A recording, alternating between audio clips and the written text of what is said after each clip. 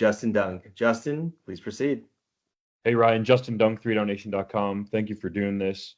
A lot of people, I would imagine, are going to have this same question, but Justin McInnis, him re-signing with the team, do you anticipate that happening before the window or free agency? Yeah, we'd certainly like to. So we're in discussions right now. Things are going really, really well with Justin. Obviously, you guys saw what he's capable of this year. So he's been a priority for us. Betts was the other priority. We already got Betts done. I think Justin wants to be here, which obviously helps. And so in terms of timeline, don't know if I can give you that, but talks have been very, very good and expect good things moving forward. Would you say that it's close to getting over the line, or how would you categorize it? I'd say it's close. Yeah. Awesome. Thanks, Ryan. You bet. Good to see you. You too. Justin, thank you very much. We'll now proceed to Frank Stanici. Frank, please go ahead. Happy New Year. Hope you're having fun there. It's a little likewise. Okay, so now you changed the quarterback room. The motivation for doing that, did it have anything to do with ensuring that your young quarterback felt more comfortable with being the guy, a kind of reset? Yeah, no, I don't think so. I think it was just, we felt that Nathan was the best quarterback moving forward. Obviously, you guys have seen what he's done in the past, and we expect with the coaching change to him to get back to that 2022 level. VA is obviously a tremendous quarterback, but you certainly can't have two in the salary cap universe that we're living in. And so we made that move and committed to Nathan, and it was just about the best fit moving forward. What do you see as what will help Nathan be the quarterback he was the first time I was with you guys? And was a lot of that just the rough ride that he was given in the NFL, and you guys feel that if he flushes that, he can go back to who he was?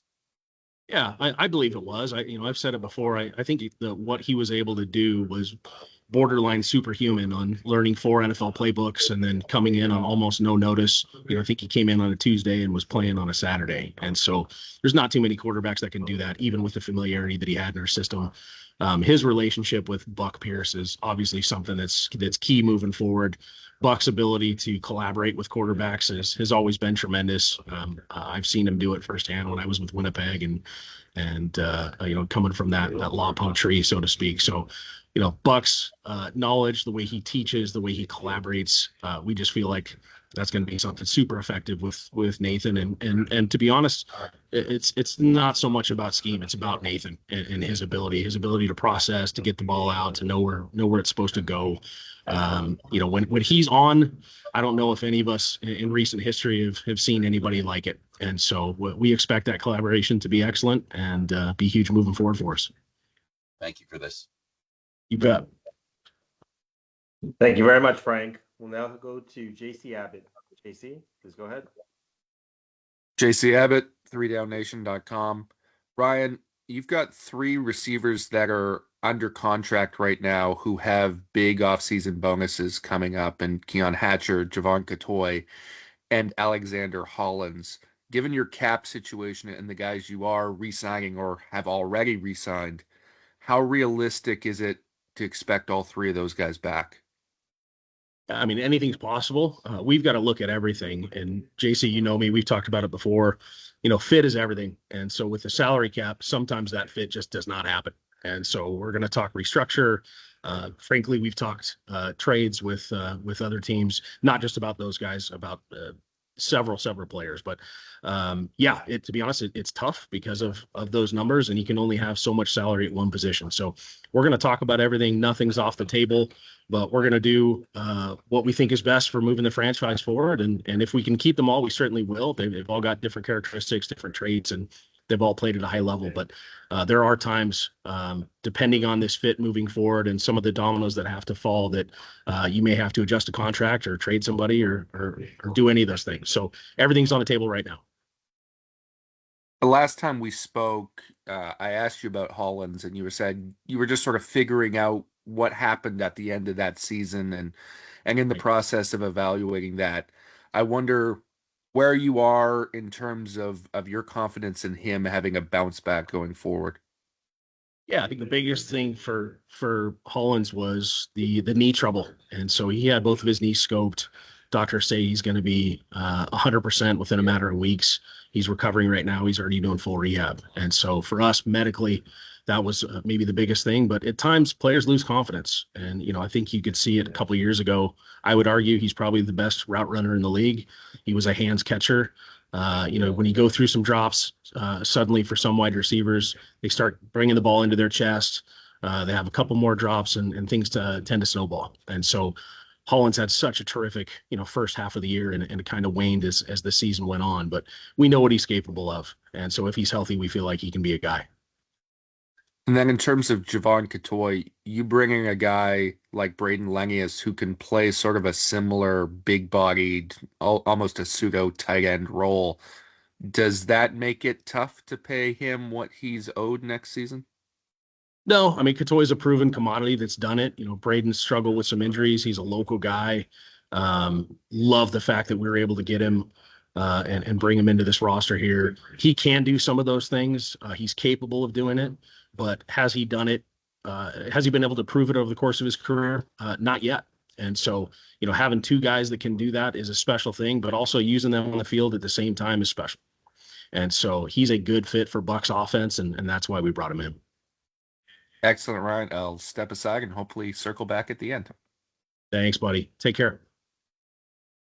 Thank you very much, JC. Next, we'll go to John Hodge. John, please go ahead. John Hodge, 3 Down Nation. Thank you for doing this, Ryan. We really appreciate it. Obviously, you've been with the organization for a few years. This is your first stint as GM. I'm curious if you looked at the league's or the CFLPA's report card with some of the grades the Lions got, and if you have any plans or goals of improving those in the next year or two. Yeah, I see that kind of stuff as an opportunity to get better. And so we always get really good feedback from our players, and I feel like we've got a pretty good relationship with them. And so, some of the stuff, some of the weaknesses that we have, we're very aware of it. And the good news is with an owner like Amar Doman, he's not afraid to put resources in to help us win. And so there are a lot of plans moving forward and how we're going to do that. Obviously, I can't get into too many details here, but feel very confident that a lot of the things that we need to fix, we can. And very excited about that. And his support has been absolutely amazing. Can you share what made you choose James Butler in your backfield over William Stanback? Yeah, a couple of things. Number one, we're familiar with JB. In this offense, felt like he was maybe a little bit better of a fit. And this is nothing against Will. Will worked so hard for us. You guys saw how physically he ran for us. He was excellent in pass pro. JB's the same type of guy, a little bit younger, maybe has a little bit more juice.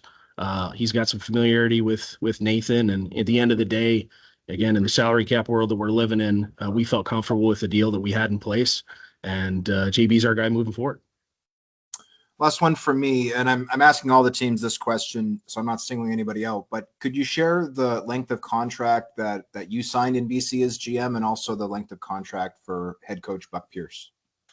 Yeah, I signed a 3-year deal, and then Buck had signed a 3-year as well. Thank you very much.